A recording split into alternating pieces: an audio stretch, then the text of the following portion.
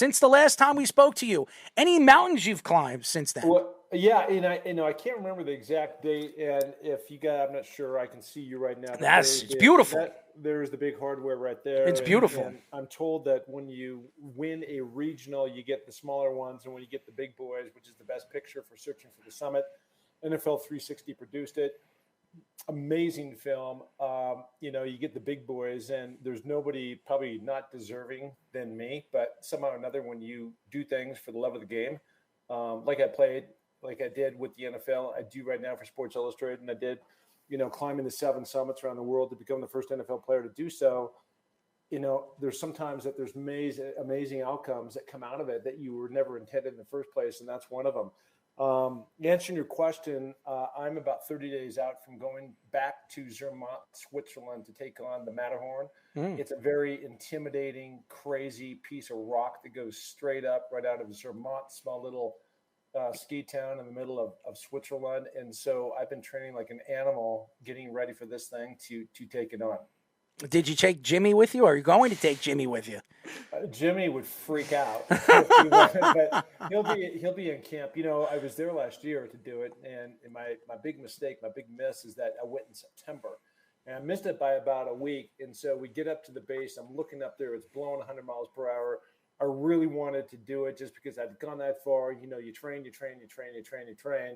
And then there's a guy that was right at the base. He'd done it about 200 times. He was a guide. And I said to the guide, I go, look what are the chances if I go for this that I make it to the top? And he goes, it's 100% chance you will die. So I said, it makes perfect sense. Spun around, went down to Chamonix, climbed Mont Blanc, got that done, 16,000 feet plus. And so I was proud to climb one of the highest mountains in Europe, certainly in the Alps. And but I want to go back and take on something I was not able to accomplish last year, which is the Matterhorn.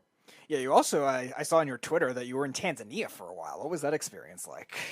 I've been there a couple times now. I've climbed it a couple times, and the last time I was there, I was with Chris Long, and Chris is just a world-class guy, right? And the cool story out of all this, and he's a guy, for those who don't know, played 10 years in the NFL, got a couple Super Bowl rings at the end with the Patriots and Philly.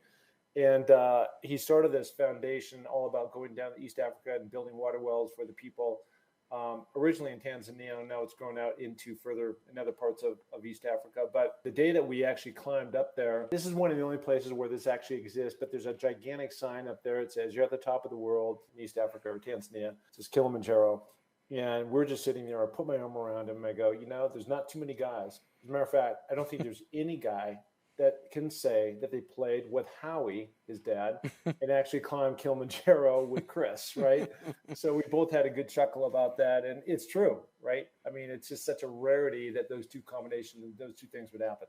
I don't know anything about rock climbing, okay? I've never done it before. I'm an extreme guy. I do a lot of extreme things. I bungee jumped off of bridges. I've jumped off of planes. I've done all that stuff. But, climbing mountains and putting myself in harm's way is not something that I think I could do. Tell us a little bit about the training. What is it like to train for something like this?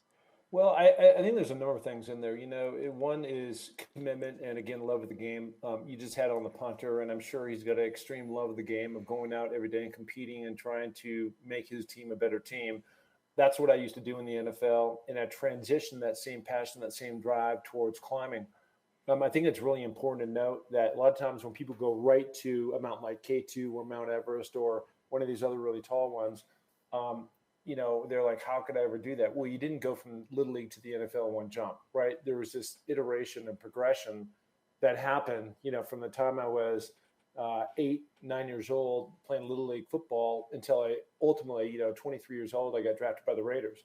And so there's a lot of learning, there's a lot of growing, there's, not just physically, but mentally in terms of attacking that and taking those different things on. Same thing in mountain climbing. I can't imagine trying to take on Mount Everest if you never try to take it off, and just don't take one gigantic leap.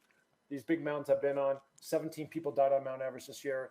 Many of those people were just inexperienced. They hadn't been at altitude. They don't know what to do. They don't know how to self-manage themselves.